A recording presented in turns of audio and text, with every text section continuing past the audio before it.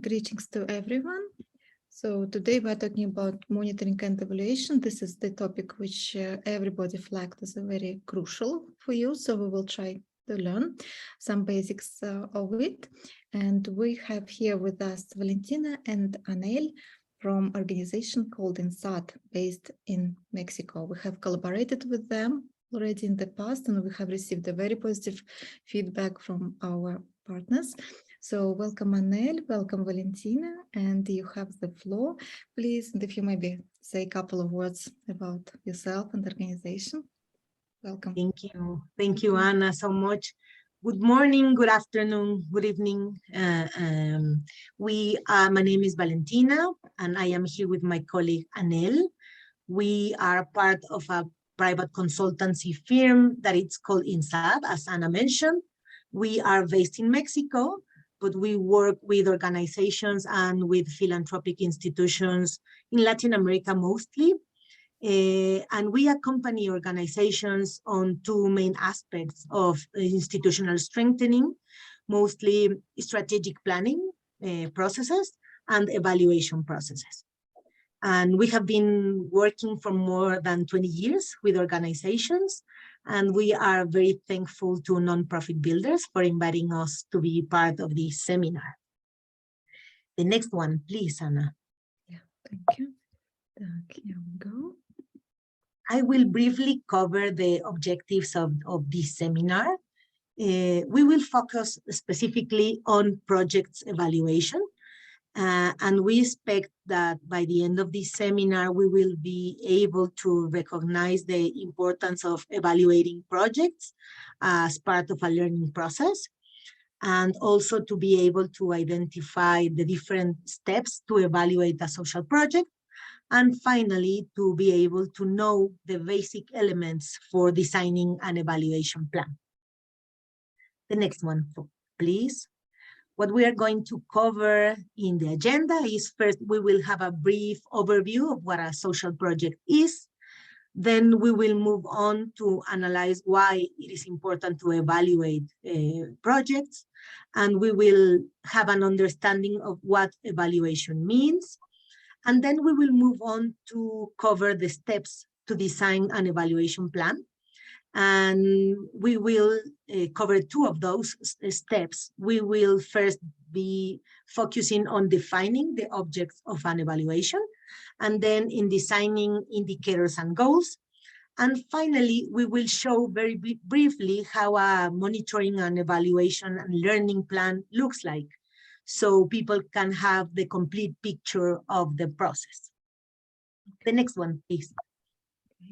Thank you, Anna. So I am sure many of the people that are watching this workshop know what those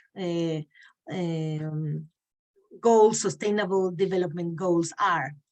And we thought that it would be interesting to begin the session by focusing on the many different things that we need to change in the world for the world to be a better place.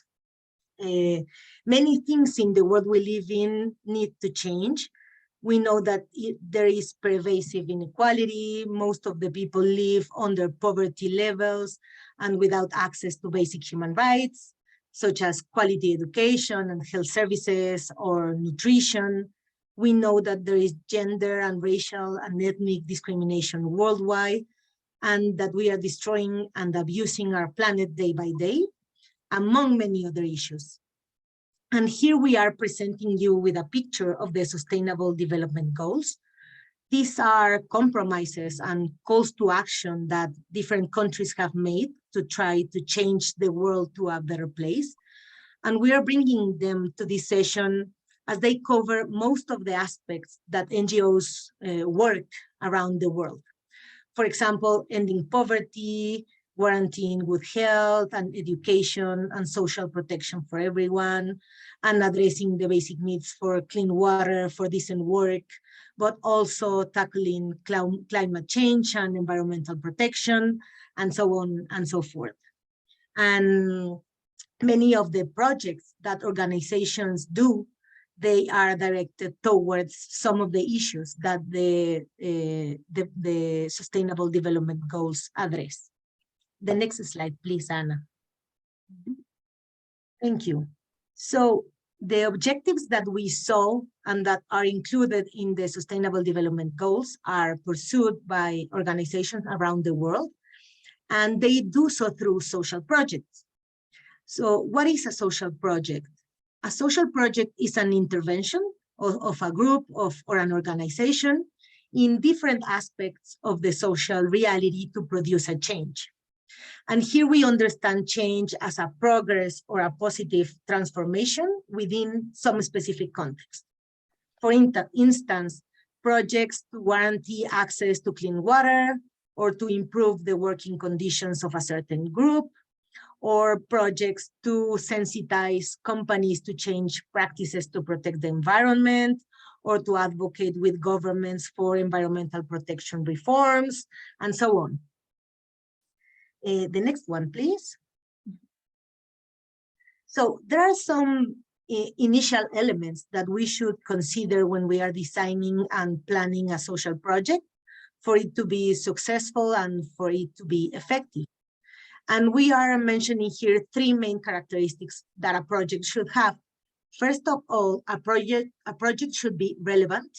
And that means that the project is meaningful or is important to the people that the project is addressing to. So it should address the priority needs of a group for the project to be relevant. Second, a project should be pertinent.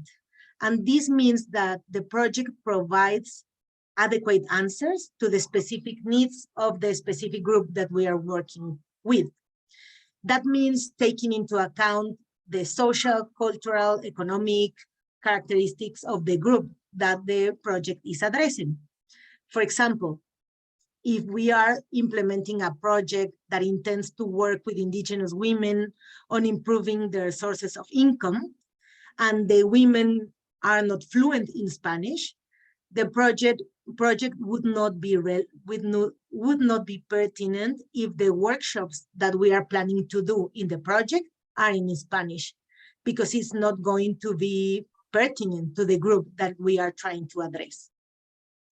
And the third characteristic that is important when designing a project is that it has inner coherence. And by this we mean that all the different components in the project have to be logically integrated. For example, that the strategies are sufficient to produce the changes we want, considering the available resources. And now we're going to move on to look exactly at these different components of our project. The next one, please. So here we have the basic elements of a social project. As we mentioned before, social projects can cover a wide range of issue areas, and they are also different in sizes and in scopes. We can find some huge projects of millions of dollars covering many different countries, but we also can find some very small projects with barely $1,000 and very focused on a small group of people. But regardless of the size of the project or the issue area that the project covers, most projects have some basic elements that we are going to cover here. First of all, most projects should have a general objective. A general objective is a far-reaching change to a specific situation, including changes related to things as big as reducing poverty, guaranteeing human rights, preventing climate change, promoting economic reactivation. Most of the time, these general objectives are very structural or very systemic, and they are big. So the general objectives are like the Northern Star or the guide for the project. And generally, projects will contribute towards this general objective, but the changes at this level normally tend to occur with the sum of different actors and different actions taken by organizations, governments, and other actors. Thus, generally, general objectives are written with the word contribute to do something, because normally a project would not achieve the general objective by itself, but it would be achieved with the sum of different actors. Then we will move on to the specific objectives. A specific objective is the specific things that we would like to change in the project. The proposed changes are generally directed to a specific population, and they contribute to move closer to the general objective. Normally, specific objectives are the result of what it is meant to achieve by the project, and it could be in a small lapse of time, for example, 2 or 3 years, or it could be a little bit more. Normally, the specific objectives should be achieved during the time that the project is in effect. Generally, to identify the specific objective, we could ask the question, what do we want to change, or where do we want to be in 2 or 3 years?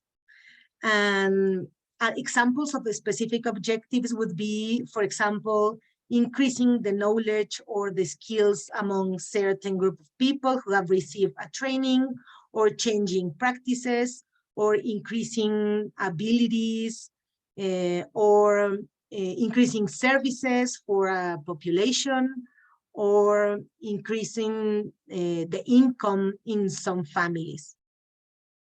Then we will move on to the strategies. And the strategies are generally a set of activities, some activities that put together are meant to achieve the specific objectives. For example, the activities could be processes or events or workshops or other actions that we are considering to do in our plan and that we need to implement to achieve the specific objectives. And finally, the fourth element of a project would be the resources. This is very important, these are the resources that will allow us to implement the strategies, and the resources can be people, can be funds, or can be organizational or technical resources. To plan for a project, there are many different methodologies or logical models to do so. And a methodology or a logical model, what gives us is a framework or a theory that guide us to design and to implement a project that has coherence. Even when there are many different methodologies, in general, all of them establish a set of criteria or steps for implementing the project. Normally, these models or these theories are useful to guide a project to be successful. And at INSAD, we use a scheme that is known as a chain of changes. That is the one that you are seeing in the presentation.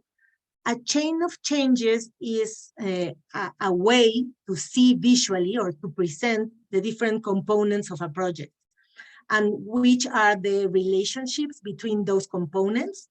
A chain of changes is like a picture of how you believe your program will work and showing the work that we are planning to do and the results that we would like to achieve. The chain of changes shows the links between the resources we have to operate a project, the strategies and the activities that we are planning to carry out, and also the changes or the results that we hope to achieve.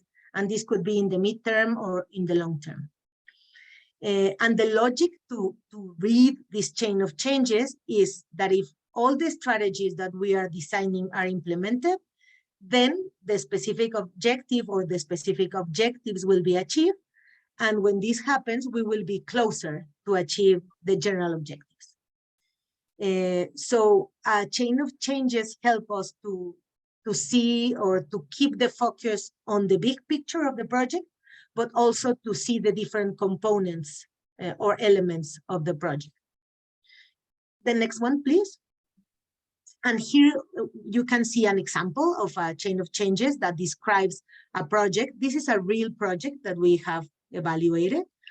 And we can see that the general objective is to contribute to strengthening food sovereignty on the indigenous families in Oaxaca. Oaxaca is a state in Mexico that it's a state with a lot of poverty, with high levels of poverty, and with most of the people living in rural places. And for this project, they designed 3 specific objectives. One of them was to improve the production of foods that the families produce in Oaxaca. The second objective was to increase the economic income that the families could gain from selling the surplus of their production. And the third objective was to improve the knowledge on healthy nutrition in these families. And for achieving these 3 specific objectives, they have designing some strategies to achieve the first one, to improve the production of foods. They have thought about a strategy that offers technical assistance to the families to improve their production. The second strategy is to provide training to new families to begin their production of vegetables.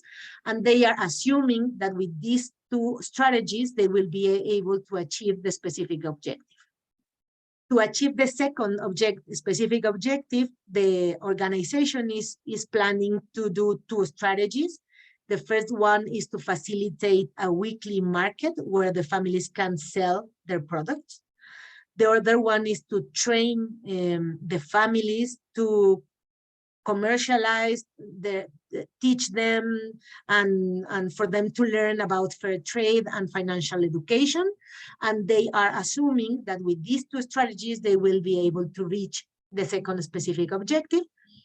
And finally, to achieve the third objective, they are planning to implement another training on healthy nutrition with community-based partners. So this is an example of how a chain of changes looks like. And as we can see, you implement from bottom to top, because the piece of the strategies are what you have planned to do, and the piece of the objectives are what you are trying to achieve. The next one, please. Okay, now we are going to move on to start to talking about evaluation. So the first thing that I would like to cover is, what is evaluation? And we could say that evaluation is a systematic or a periodic assessment process of something, and in this case, of a project. So evaluating a project means, or an evaluation of a project is a learning and a management tool, because it makes possible for the people that implements the project or who runs the evaluation to gather information, to use this information to learn about the project and to find ways to improve the project. And evaluating a social project is very important because it helps us making decisions based on what we are seeing, based on the results and the strategies that we have implemented. The next one, please. So why is it important to evaluate a project? First of all, because we can replace impression with facts and with data. Then because it can help us to prove how effective is what we have planned and what we have implemented. Also because we will have elements to analyze the changes that we are generating, and also if the costs of the projects are coherent with the results that we are achieving. And this will help us to make better decisions about our strategies, to have more credibility as an organization, and also to be able to be accountable to the funders that are giving us the funds to implement the project.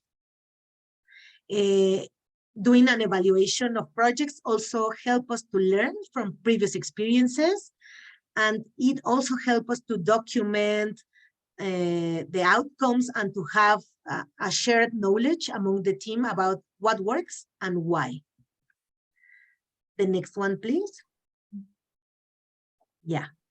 We have mentioned already the different elements that that a project has.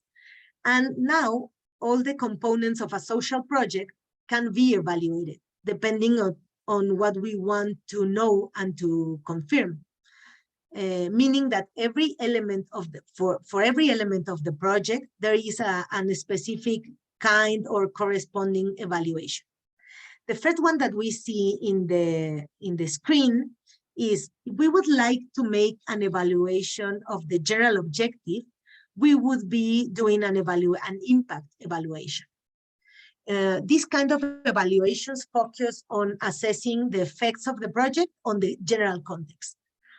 In general terms, an impact evaluation corresponds with a project that has had a long period of implementation. Normally, impact occurs within 7 or 10 years. So it's difficult, or is not feasible to do an impact evaluation of a project that has lasted 2 years, for example. And also, as we mentioned above, before, making an impact in any context generally depends on many different actors. So to be able to evaluate impact, we would need to isolate the contribution of our project from the other contribution, and that is not easy. Therefore, these kind of evaluations require a lot of resources, and normally they are out of reach for an organization to make. Then we will move on to the second layer, and that is the specific objectives. So if we want to evaluate specific objectives of a project, we would do a results or an outcome evaluation. This kind of evaluation focuses on identifying the changes that the project has achieved. For instance, the changes in people's behaviors, the changes in power relations, the changes in programs, in practices, in public policies, or in laws. We can have short-term outcomes that would be in projects around 1 to 3 years, or we can have longer outcomes in projects from about 4 to 6 years. And normally the outcomes are the product or the consequence of the strategies that we have implemented. Organizations are accountable to achieve their proposed specific objectives, and this is a kind of evaluation that is feasible to do for organizations. So we do recommend that organizations do outcomes evaluations. Then if we move to the third layer, that would be the evaluation of strategies. For evaluating strategies, we would use a process of an evaluation of processes or of outputs. Outputs are useful to assess if the strategies that we did were effective or how far they have progressed. This type of evaluation is most common among NGOs. Most NGOs do evaluations of strategies, and it's very important to do it, but we suggest that they do not limit to only evaluate their strategies, but also evaluate their outcomes or results. And finally, an evaluation of resources would be a structured evaluation. These evaluations mostly analyze the resources invested in the project, and normally organizations use external audits to do this type of evaluation. It is important to say that the evaluation process that we will be presenting in this seminar and that we generally do with organizations focuses on evaluating outcomes and outputs. The next one, please. And I will pass it on to Annele. So the methodology that INSAD uses consists in 8 steps. The first 3 steps are part of the planning of the project. That is the definition of evaluation objects, design of indicators and goals, selection of evaluation mechanisms. And from these first steps, one can create a monitoring, evaluation, and learning plan, the MED plan. And from the 4th to the step is part of the implementation of the project. That is the instrument design, the information collection, the systematization of information, the interpretation and analysis of information, and uses and evaluation results. So for this seminar, we are going only to cover the definition of evaluation objects and the design of indicators and goals, and whether you would like to see more, please contact us. So please go to the next one. Okay. Anna? Yeah. Thank you.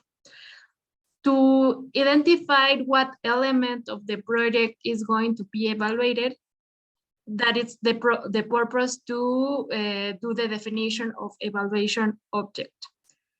If it's going to be evaluated the strategies or the specific objects, we recommend to evaluate the specific objects, as Valentina said, because in that way we are measuring the desired change that is looking for the social project. So to define the evaluation object, there are two main tasks. The first one is to review one more time the chain of changes of the project, and the second one is to adjust the wording of the definition of the object.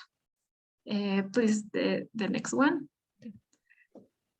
So to define what we are going to evaluate, it's necessary to make a comprehensive review of the components of the project.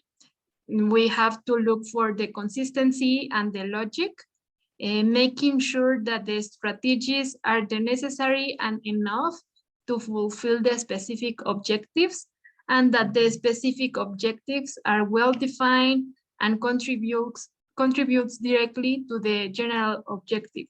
So in that way, after we have done already the chain of changes, it's good to let it rest for a few moments and then look it again to make sure that it has this logical and consistency of what you are looking for to do with the project.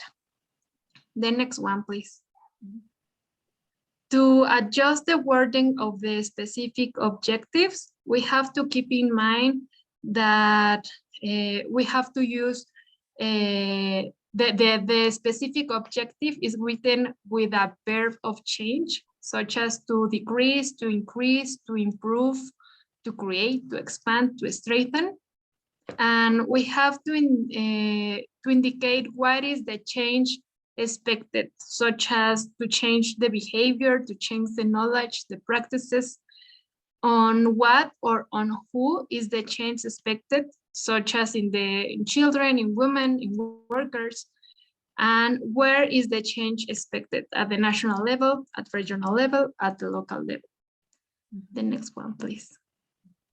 And for the case of the strategies, they are written with verbs of actions, such as to elaborate, to design, to implement, to train, to provide, to facilitate. And here are some examples. In the case of the objective, in the example, to provide the quality of reproductive health services provided by public health clinics in Oaxaca, here we can identify that the verb is to improve.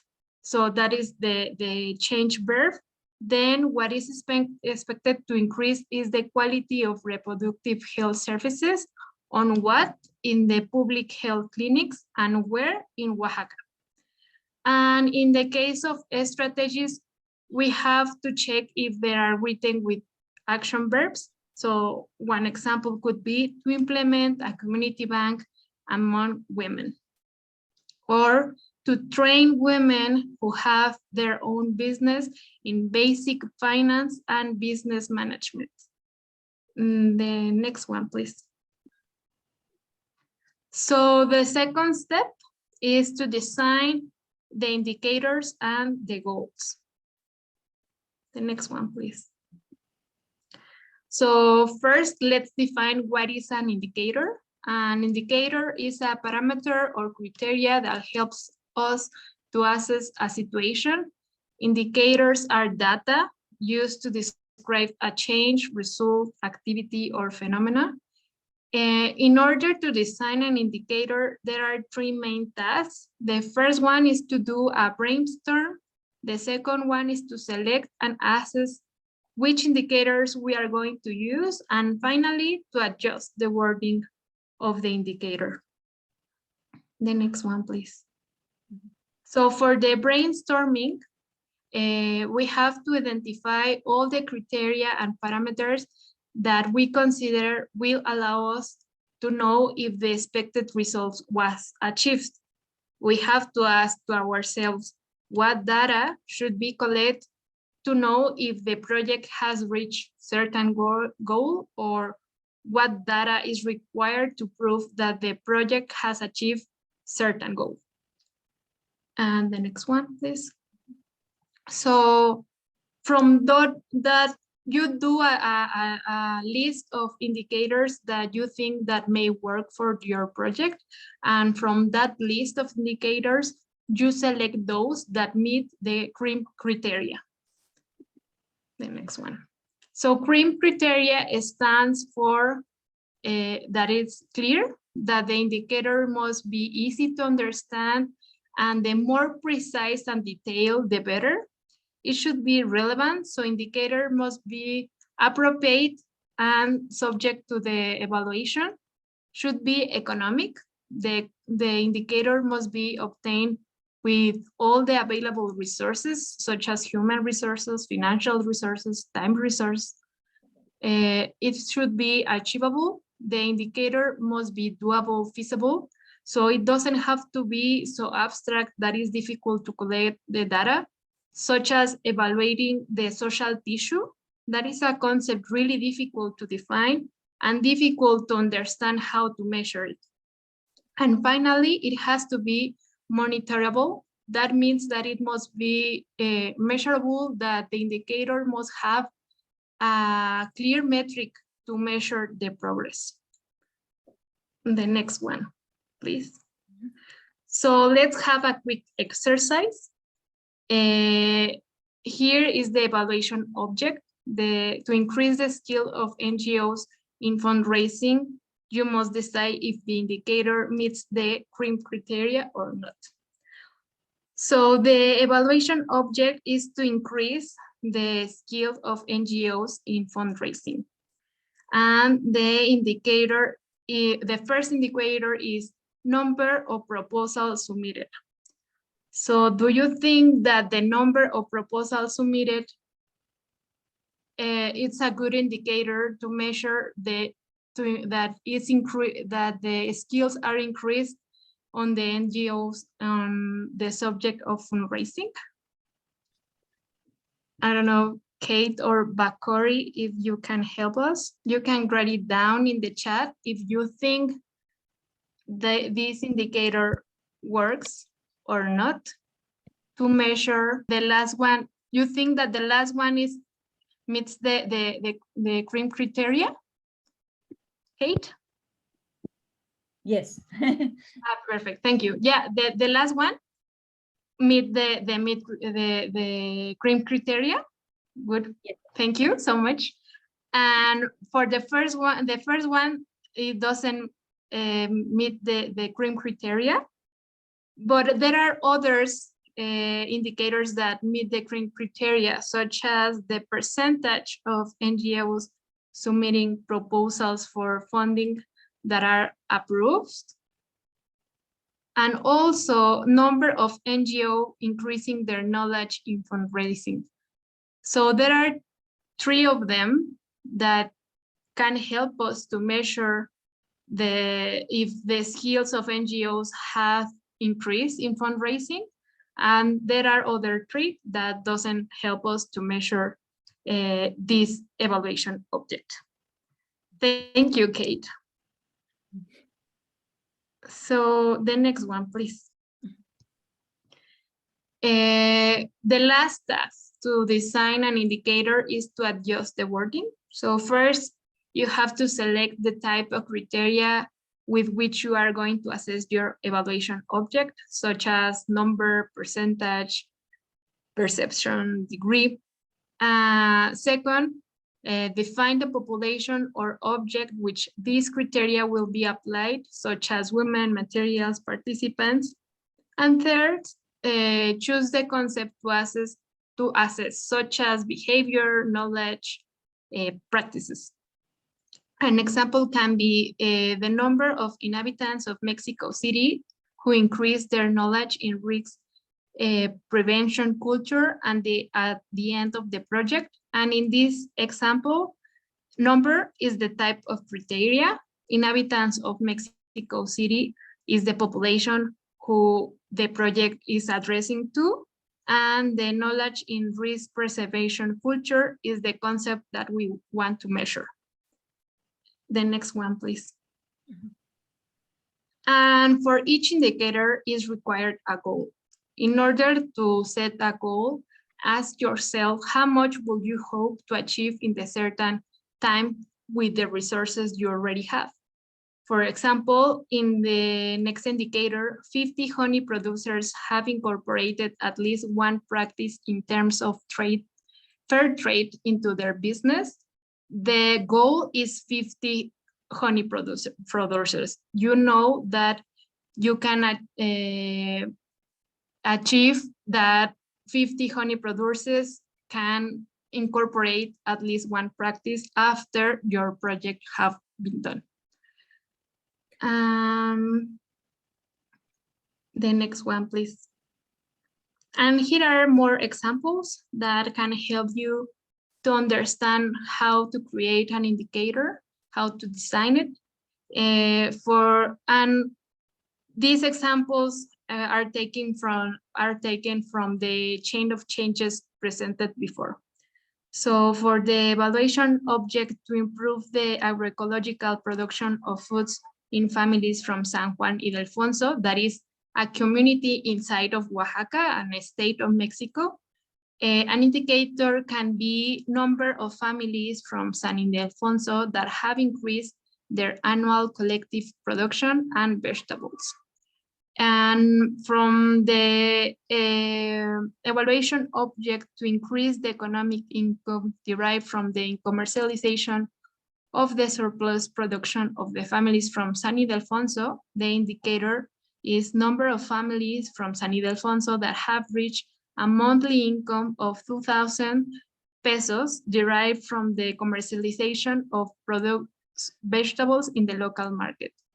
And finally, of the evaluation object to improve the knowledge of healthy nutrition among the families of San Ildefonso, an indicator could be number of people who participate in the training program and on healthy nutrition that have increased at least 20% of their knowledge of healthy nutrition. The next one, please. And so the elements of monitoring, evaluation, and learning plan, it has these elements. First is the object of evaluation, where we ask what are we going to monitor or evaluate. The indicators that we can ask what criteria will be used to assess our strategies and objectives, the goals, how much do we hope to achieve, the mechanisms of evaluation, through what techniques and using what instruments will we obtain the necessary information to respond to the indicators, the responsibles, who will be responsible for this aspect of the evaluation, and temporality, when will the information be collected. Meanwhile, we can ask if somebody has a question that would like to ask us. Yeah, sure. Before Annele shares the Menti with the questionnaire that we would like to ask. You can use chats maybe if you have questions. Yeah, if you want to. Hi there. I'm probably not, Kate speaking, I'm not really evaluating projects per se anymore, but I'm sort of interested to see if there are new approaches to M&E. So you know how things go through different phases, impact evaluation and balanced scorecards and all of those things. Certainly, you know, even the CREAM acronym was a useful tool. Are there any particular new approaches to monitoring? You were telling us, Kate, that you used to evaluate projects before, or you don't evaluate projects anymore? Yeah, I have evaluated some projects before. Yeah. I'm not really, now we don't have sort of same sort of things and things are different. Yeah, I'm not sure if this is very innovative, but what we use is this methodology that it's the 8 steps of evaluation. Here we only covered 2 steps of the 8, but we can share with you the presentation with the different steps that the process covers. But it involves defining the indicators, but also defining the mechanisms to evaluate, then gathering the information, and it's the whole series of steps that ends with producing the uses of the information to do reports, to do reports for funders, or also reports like for other stakeholders. And we could share this information with you if you are interested. Yeah, that could be good. I have to admit, I'm afraid I had to take a call during part of the presentation, so I probably haven't caught everything. But yes, that would be useful, and I'm sure there's always things to learn. Thank you, Valentina. Thank you, Kate. And if you go to the next one, you can also write down what practice to evaluate has worked well for you. You cannot write it down in the Menti, you can write it down in the chat box. Here it says balanced scorecard approach used in an international organization. Maybe this is more for ongoing monitoring, less so project evaluation. Yeah, but it works, it's part of the evaluation to do this monitoring steps and to have the collection of information and data.